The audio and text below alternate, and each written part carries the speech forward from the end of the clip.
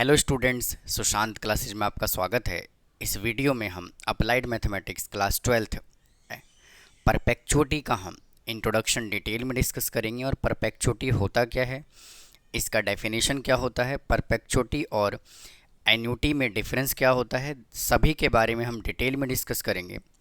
तो आइए समझते हैं। देखिए परपेचुइटी क्या होता है। तो देखिए, अगर मैं परपेचुइटी की बात करूं तो जो परपेचुइटी होता है एन्युटी का ही एक स्पेशल टाइप है, यानी कि perpetuity is a special type of annuity. तो परपेचुइटी को समझने से पहले थोड़ा सा मैं आपको एन्युटी के बारे में बताता हूँ।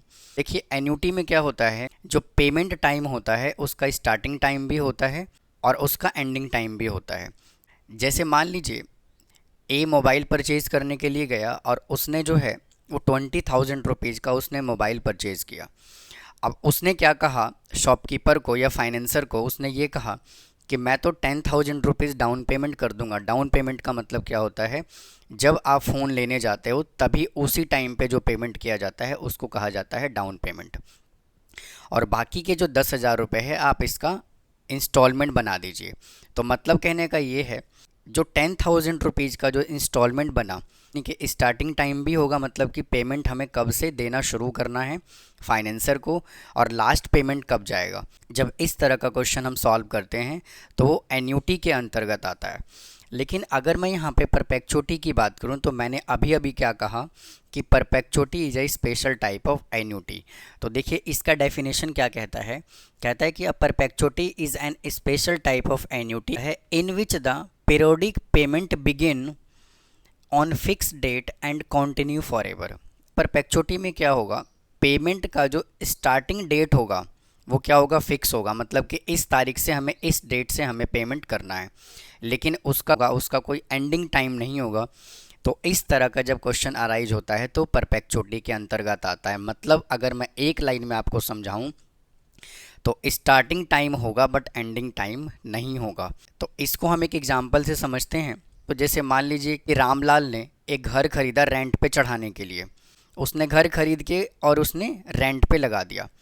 तो जब घर खरीद के उसने रेंट पे लगाया तो उससे जो आने वाला जो रेंट है वो क्या होगा, हमेशा के लिए होगा। मतलब कहने का ये है कि स्टार्टिंग में तो उसने किस डेट को रेंट पे चढ़ाया ये तो डेट फिक्स होगा कि पूरे लाइफ टाइम तक रेंट उस घर से वो अर्न करता रहेगा। तो इस तरह का भी जब क्वेश्चन अराइज होता है तो इस कंडीशन में हम परपेचुइटी कैलकुलेट करते हैं। अगर मैं परपेचुइटी का एक एग्जांपल अगर आपको और दूं, ए ने बैंक में सेविंग अकाउंट ओपन करवाया, उससे जो मिलने वाला इंटरेस्ट है वो उसके लाइफ टाइम तक होगा। तो देखिए वापस से अकाउंट ओपन करने का तो डेट होगा, लेकिन उससे जो उसको इंटरेस्ट मिलेगा, जब वो पैसा सेविंग करेगा, जब वो कुछ अमाउंट सेव करेगा तो उससे मिलने वाला जो इंटरेस्ट है वो उसके पूरे लाइफ टाइम तक रहेगा। तो इस तरह का जब कंडीशन अराइज होता है तो हम परपेचुइटी के अंतर्गत क्वेश्चन को कैलकुलेट करते हैं। जैसे मान लीजिए ए ने 20,000 रुपीज़ बैंक में डिपॉजिट कराया और रेट ऑफ इंटरेस्ट यहाँ पे कितना है, रेट ऑफ इंटरेस्ट है, मैं जूम कर लेता हूँ, 10%। तो कहने का मतलब क्या है कि वो फर्स्ट ईयर इससे कितने रुपए कमाएगा, 2,000 रुपये। सेकेंड ईयर भी कितने रुपए का इंटरेस्ट आएगा, वापस से 2,000 रुपये। हमने यहाँ पे फिक्स रेट एज्यूम कर लिया, कितना, रेट ऑफ इंटरेस्ट 10%। तो वो 2,000 रुपये जो है वो अर्न करता चला जाएगा लाइफ टाइम तक। इस तरह का जब क्वेश्चन कहता है तो हम क्या करते हैं, परपेचुइटी कैलकुलेट करते हैं। परपेचुइटी का जो है वो दो टाइप है यहाँ पे। फर्स्ट टाइप क्या है, when periodic payment is made at the end of each payment period, यानी कि पेमेंट जो किया गया है वो कब किया गया है, लास्ट में किया गया है। और सेकंड टाइप क्या होता है, when periodic payment is made at the beginning of each payment period, और पेमेंट जो है वो स्टार्टिंग में किया गया है। जब वो टाइप 1 क्वेश्चन में देगा, क्या कहेगा, payment is made at the end of each payment period, तो इसका फॉर्मूला आपको क्या अप्लाई करना है, P is equal to R upon I, यानी कि P जो है वो यहाँ पे क्या है, प्रेजेंट वैल्यू है, R जो है वो पीरियोडिक पेमेंट है, मतलब कि आपको कितना एन्युटी देना है, और I का मतलब क्या होता है, रेट ऑफ इंटरेस्ट, यानी कि I को हम क्या लिखते हैं, I is equal to R upon 100। उसके बाद देखिए सेकेंड टाइप क्या कहता है, when periodic payment is made at the beginning of the each period, यानी कि पेमेंट जो है वो स्टार्टिंग में ही कर दिया जाता है, तो उसका फॉर्मूला देखिए क्या होता है, present value is equal to R plus R upon I. और इसके अंदर भी जो आई है वो क्या है, आर अपॉन 100 है। परपेचुइटी में हम फ्यूचर वैल्यू कैलकुलेट नहीं कर सकते, क्योंकि हमें मालूम ही नहीं है कि कितने सालों तक हम उससे इनकम जनरेट कर रहे हैं। तो इसीलिए परपेचुइटी में जो कैलकुलेट किया जाता है वो प्रेजेंट वैल्यू कैलकुलेट किया जाता है, ना कि फ्यूचर वैल्यू कैलकुलेट किया जाता है। तो आप यहाँ पे लिख भी सकते हैं, future value is not possible in the perpetuity. तो मैं देखिए यहाँ पे लिख देता हूँ, future value is not possible. अब आइए इन दोनों फार्मूले को, यानी कि टाइप 1 वाले फार्मूले को और टाइप 2 वाले फार्मूले को हम डिराइव करके समझते हैं कि इसका फार्मूला जो है वो बनता कैसे है। तो आइए समझते हैं। देखिए टाइप 1 वाले फार्मूले को हम डिराइव करते हैं। देखिए क्या कहता है, कहता है when periodic payment is made at the end of the each payment period. तो सबसे पहले मैं क्या करता हूँ, एक टाइमलाइन बना लेता हूँ। तो देखिए मैंने एक टाइमलाइन बना दिया, और ये वाला जो पेमेंट पीरियड होगा वो क्या होगा, 0, यानी कि प्रेजेंट को हमने क्या एज्यूम किया है, राइट नाउ, यानी कि अभी को जो मैंने क्या एज्यूम किया है वो क्या किया है, 0, फिर 1 2 3 4 5, और ये इसी तरह से क्या होगा, चलता रहेगा। तो कहने का मतलब यहाँ पे क्या है कि इसके अंदर क्या बोला हुआ है, eight the end of each payment period, यानी कि पेमेंट जो होगा वो स्टार्टिंग में ना होकर के कहाँ पे होगा, एंड पे होगा, यानी कि यहाँ पे। यानी कि यहाँ पे जो है उसने क्या किया होगा, आर पेमेंट किया होगा। आर का मतलब क्या होगा, एन्यूटी, यानी कि परपेचुइटी उसने कितना दिया उसको हम आर से रिप्रेजेंट करते हैं। उसके बाद यहाँ पे भी क्या दिया होगा, आर, और इधर भी क्या पेमेंट किया होगा, आर, और इधर भी क्या पेमेंट किया होगा, आर। तो अगर मैं इसके प्रेजेंट वैल्यू की बात करूँ तो देखिए इसके प्रेजेंट वैल्यू को मैं क्या एज्यूम कर लेता हूँ, P1 एज्यूम कर लेता हूँ। इसका जो प्रेजेंट वैल्यू होगा इसको मैं P2 एज्यूम कर लेता हूँ। इसका जो प्रेजेंट वैल्यू होगा उसको मैं P3 एज्यूम कर लेता हूँ। यानी कि हमें क्या करना है, इसका हमें प्रेजेंट वैल्यू कैलकुलेट करना है। यानी कहने का मतलब क्या है कि इसका जो प्रेजेंट वैल्यू होगा वो क्या होगा, इसका P1 plus P2 plus P3, कहाँ तक जाएगा, ये इनफाइनाइट तक जाएगा। लास्ट ईयर हमने प्रेजेंट वैल्यू निकालने का क्या फॉर्मूला यूज किया था एन्यूटी में, अब P is equal to R into 1 plus I raise to power -1। यानी कि ये प्रेजेंट वैल्यू था कि अगर मैं यहाँ से P कैलकुलेट कर दूँ तो R डिवाइडेड बाई 1 प्लस आई, ये जो था लास्ट ईयर एन्यूटी निकालने का फॉर्मूला था। तो अगर मैं P1 की बात करूँ तो देखिए P1 यहाँ से कितना हो जाएगा, R डिवाइडेड बाई 1 प्लस आई, और ये फर्स्ट ईयर के लिए होगा। अगर मैं यहाँ से सेकेंड ईयर की बात करूँ तो क्या फॉर्मूला होगा, R divided by 1 plus I raise to power 2। ऐसी अगर मैं थर्ड की बात करूँ यानी कि P3 की बात करूँ तो R upon 1 plus I raise to power 3 हो जाएगा। तो इन तीनों वैल्यू को हम क्या करेंगे, इस फॉर्मूले के अंदर कर देंगे पुट। तो देखिए क्या आ जाएगा यहाँ पे, R divided by 1 plus I plus R divided by 1 plus I raise to power 2 plus R divide by 1 plus I raise to power 3, और ये कहाँ तक चलेगा, इन्फिनेटिव तक। तो आप देखिए यहाँ पे क्या देख पा रहे हैं, यहाँ पे देख पा रहे हैं ये जीपी सीरीज बन गया, और ज्योमेट्रिक प्रोग्रेशन तो बन गया, साथ साथ ये ज्योमेट्रिक प्रोग्रेशन का इनफाइनाइट सीरीज बन गया ये। तो ज्योमेट्रिक प्रोग्रेशन में हम देखिए आर कैसे कैलकुलेट करते हैं। आर कैलकुलेट करने के लिए हम सेकेंड टर्म को फर्स्ट टर्म से कर लेते हैं डिवाइड। यानी कि अगर ये फर्स्ट टर्म है, अगर ये सेकेंड टर्म है, अगर ये थर्ड टर्म है, तो आर निकालने के लिए हम क्या करते हैं, इसको हम इससे कर देते हैं डिवाइड। तो क्या आ जाएगा यहाँ से, R divided by 1 plus I raise to power 2 divided by R divide by 1 plus I is equal to R divided by 1 plus I raise to power 2 into, इसका हम कर देते हैं क्या, रेसिप्रोकल। तो यहाँ से आ जाएगा कितना, 1 plus I divide by R. तो देखिए यहाँ से एक पावर कैंसिल हो जाएगा इससे, और r से r कैंसिल हो जाएगा, तो r देखिए यहाँ से कितना आ गया 1/1 प्लस आई। तो ये हमने देखिए r कैलकुलेट कर लिया। अब देखिए हमें क्या कैलकुलेट करना है, जीपी का हमें सम कैलकुलेट करना है जब इनफाइनाइट सीरीज हो। तो देखिए इसका फॉर्मूला क्या होता है कि s infinitive is equal to क्या आ जाता है यहाँ से a/1 माइनस आर, यानी कि ज्योमेट्रिक प्रोग्रेशन में जब इनफाइनाइट सीरीज गिवन होता है तो हम ये वाला फॉर्मूला यूज करते हैं सम कैलकुलेट करने का। तो यहाँ से देखिए क्या आ जाएगा, a कितना है, देखिए a यहाँ पे है कैपिटल R/1 प्लस आई, तो यहाँ से कितना आ जाएगा R/1 plus I divide by 1 minus, और देखिए हमने कॉमन रेशो क्या कैलकुलेट किया 1/1 प्लस आई, तो यहाँ से आ जाएगा 1/1 plus I, R divided by 1 plus I तो रहेगा as it is, divide by, मैं यहाँ से 1 प्लस आई ले लेता हूँ एलसीएम, तो ये एलसीएम आ गया 1 प्लस आई, और यहाँ पे देखिए क्या बचेगा 1 प्लस आई माइनस 1, ये 1 से 1 कैंसिल हो गया, तो यहाँ से देखिए क्या बचा r divided by 1 plus I into, और इसको मैं कर देता हूँ रेसिप्रोकेट, तो यहाँ से क्या आएगा 1 plus I divided by I, तो देखिए इससे और ये देखिए पूरा कैंसिल हो गया, तो क्या बचा r/आई।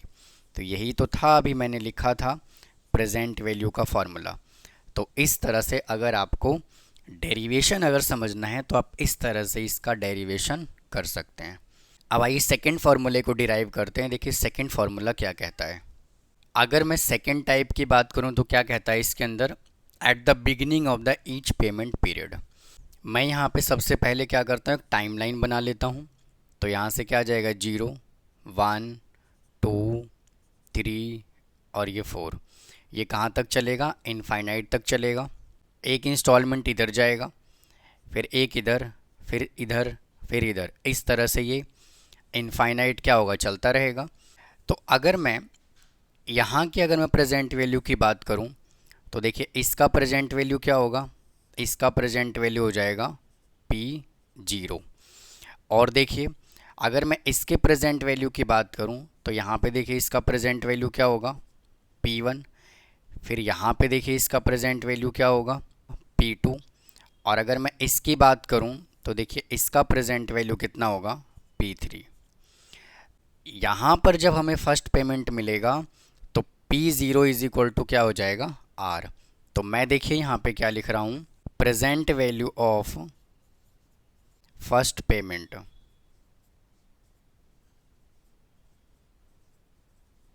यहाँ से कितना हो जाएगा P0 is equal to R।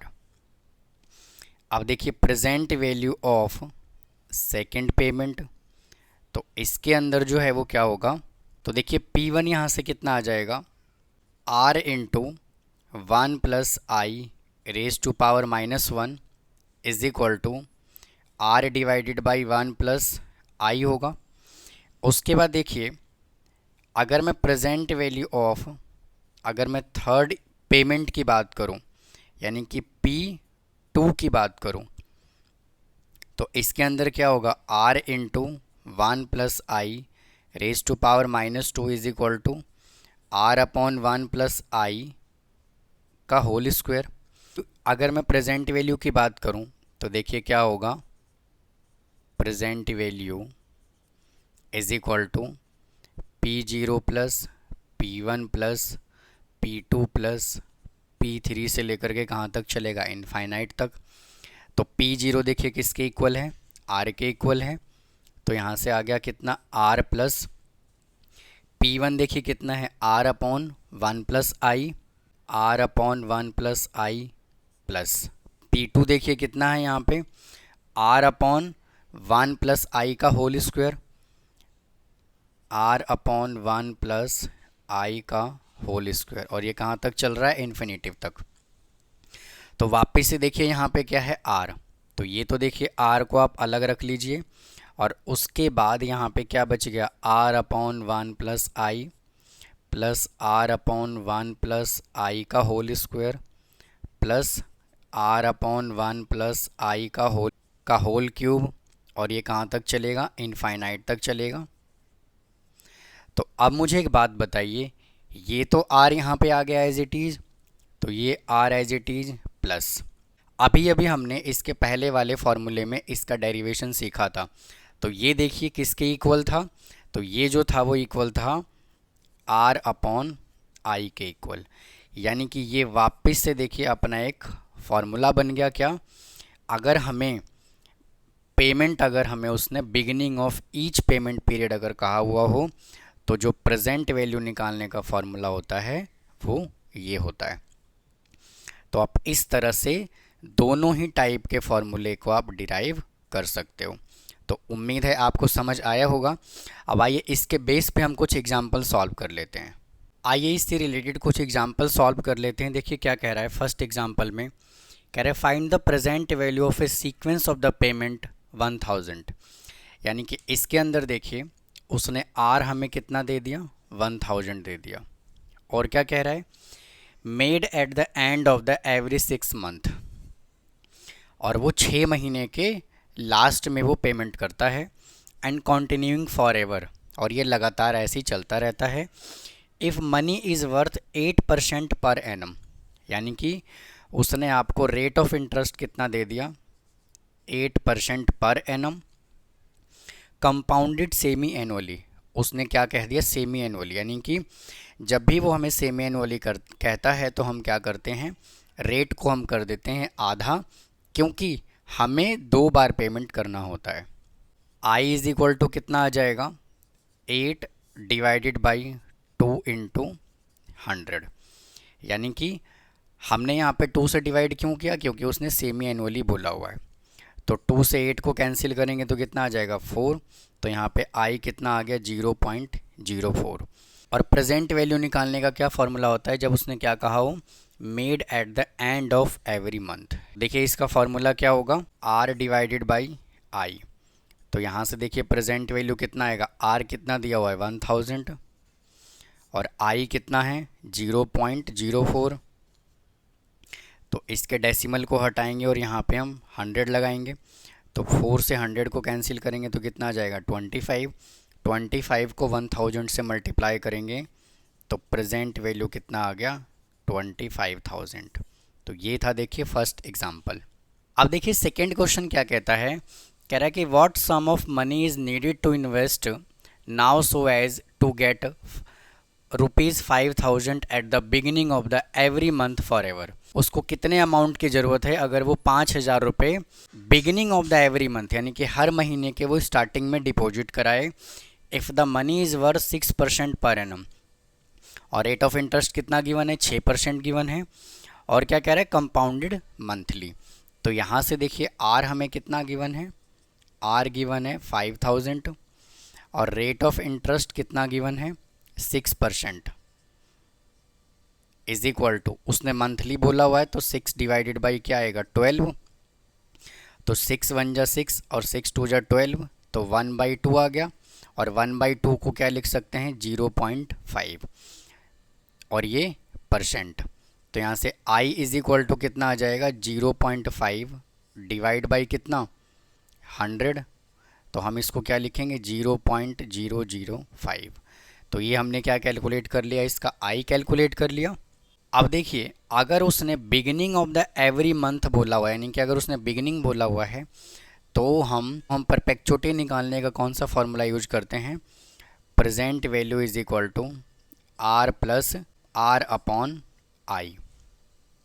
तो देखिए यहाँ से P इज इक्वल टू कितना आ जाएगा, R कितना गिवन है 5000 प्लस R कितना है 5000 डिवाइड बाई, और देखिए क्या गिवन है I 0.005।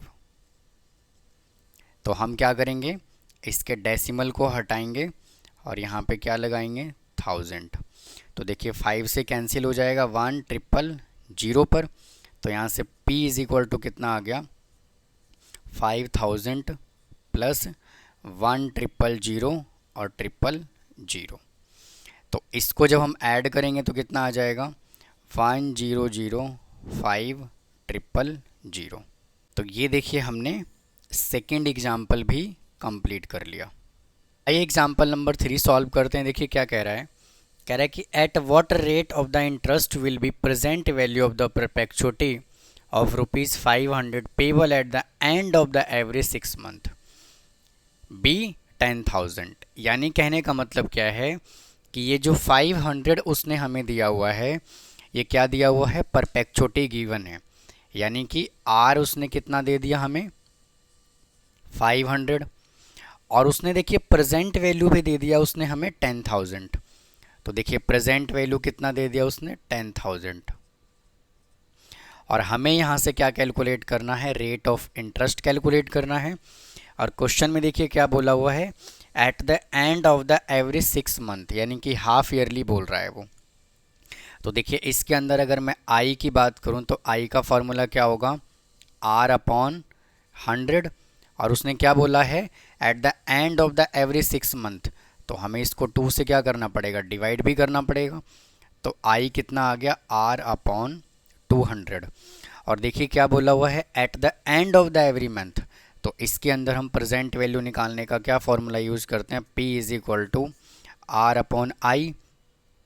तो P देखिए यहाँ से कितना गिवन है, 10,000 गिवन है, इज इक्वल टू आर हमें गिवन है 500, और आई देखिए हमने कितना निकाला यहाँ से, आर अपॉन 200, तो आर अपॉन 200। इसको हम इससे कर लेंगे मल्टीप्लाई, तो यहाँ पे कितना आ जाएगा 10,000 into R upon 200 is equal to 500।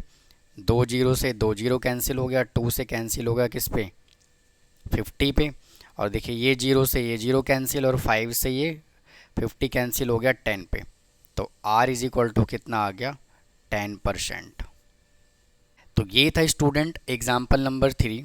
तो उम्मीद है आपको परपेचुटी का इंट्रोडक्शन और इससे रिलेटेड एग्जाम्पल आपको समझ आया होगा। अगर आपको कोई डाउट है तो प्लीज़ कमेंट बॉक्स में कमेंट करें, मेरे वीडियो को लाइक करें, शेयर करें, सब्सक्राइब करें। मिलता हूँ किसी और वीडियो में। थैंक यू, धन्यवाद।